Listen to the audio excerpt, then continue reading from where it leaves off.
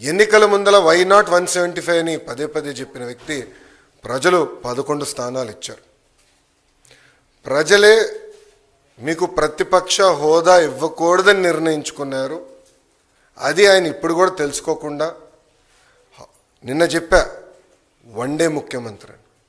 కరెక్ట్గా హౌస్ ప్రారంభమయ్యే రోజు మొదటి రోజు వస్తారు, నాకు ప్రత్యేక హోదా క్షమించాలి నాకు ప్రతిపక్ష నేత హోదా ఇవ్వాలి అని కోరుకుంటాడు, వెళ్ళిపోతాడు. మళ్ళీ ఎప్పుడు ఆయన కంపడరు. అలాంటి పరిస్థితి మనందరం చూస్తున్నాం. ఇప్పుడు ఆయన ఆలోచించాలి, ఎందుకు 11 స్థానాలు ప్రజలు ఆయనకి ఇచ్చారు. ఆయన ఆలోచించాలి, ఎందుకు సొంత తల్లి చెల్లి కార్యకర్తలు నాయకులు ఆయన నమ్మట్లేదని. మొన్న బ్యాలెట్ ద్వారా దాదాపు 67% ఓట్లు కూటమి అభ్యర్థులు ఆల్పాటి రాజేంద్ర ప్రసాద్ గారు, ఇంకొక పక్కన రాజశేఖర్ గారు ఓట్లు సాధించారు. నేను చెప్పా, ఈవీఎం అయినా బ్యాలెట్ అయినా గెలుపు కూటమి ప్రభుత్వంది. అలాంటిది ఈరోజు గౌరవ ఉప ముఖ్యమంత్రి గారిని కించపరిచే విధంగా ఆయన మాట్లాడారు. ఆయన మాజీ ముఖ్యమంత్రి జగన్మోహన్ రెడ్డి గారు ఒకసారి ఆలోచించారు. మొన్న ఎన్నికల్లో ఆయనకు వచ్చిన మెజారిటీ ఎంత, గౌరవ ఉప ముఖ్యమంత్రి గారికి వచ్చిన మెజారిటీ ఎంత. మొన్న జరిగిన ఎన్నికల్లో వైకాపాకి ఎన్ని సీట్లు వచ్చినాయి, జనసేన పార్టీకి ఎన్ని సీట్లు వచ్చినాయో ఆయన ఒకసారి ఆలోచించాలి. అంతేగాని నోరుంది కనుక ఇప్పుడు కూడా నేను అనుకుందే రైటు, అధికారంలో ఉన్న వాళ్ళని నేను కించపరిచే విధంగా మాట్లాడతాను, ఎగతాళి చేస్తూ ఉంటాం.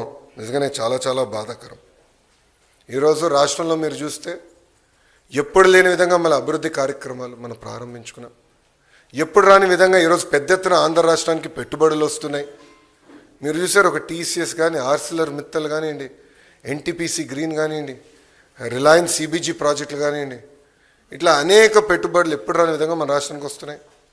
గత ప్రభుత్వం కనీసం గుంటలు కూడా పూడ్చలేదు, ఆ గుంటలు పూడ్చే కార్యక్రమం కూడా మేము తీసుకుంటున్నాం. అంతేకాకుండా ఎప్పుడు జరిగిన విధంగా సంక్షేమం కూడా మేము చేస్తున్నాం. ప్రజలందరూ ఒక విషయం గమనించాలి, 2014లో పెన్షన్ 200 రూపాయలు, చాలని పెన్షన్ని 2000 రూపాయలు మేము చేసాం. 5 సంవత్సరాలు 2000 చేసాం.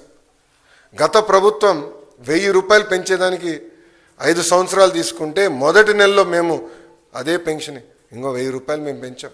వికలాంగులకి 6000 రూపాయలు ఇస్తున్నాం. బెడ్కి పరిమితమైన వాళ్ళకి నెలకి 15,000 రూపాయలు ఈరోజు కూటమి ప్రభుత్వం అందజేస్తుంది. ఇంకో పక్కన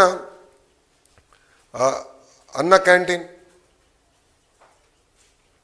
గత ప్రభుత్వం అన్న క్యాంటీన్ మూసేస్తే మన ప్రభుత్వం ఏర్పడినంటే 198 అన్న క్యాంటీన్లు తిరిగి ప్రారంభించాం.